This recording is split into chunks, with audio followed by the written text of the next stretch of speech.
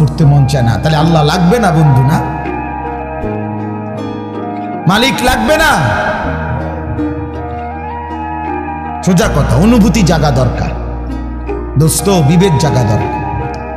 বলেন, সারা দিনে মোবাইল টিপে জিন্দেগির কি অর্জন হচ্ছে?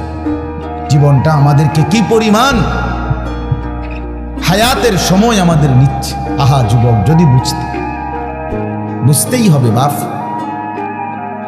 অচিরেই বুঝবেন, অচিরেই বুঝবেন।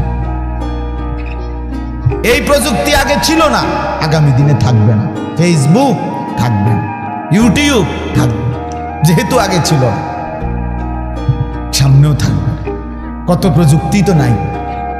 ফিতাওয়ালা সেই ক্যাসেট এখন নাই। তখন কি ফিতাওয়ালা ক্যাসেটওয়ালারা ভবিষ্যৎবাণী করছিল যে এটা আর থাকবে না? পাতলা পাতলা যে সিডি, এগুলো তো এখন নাই।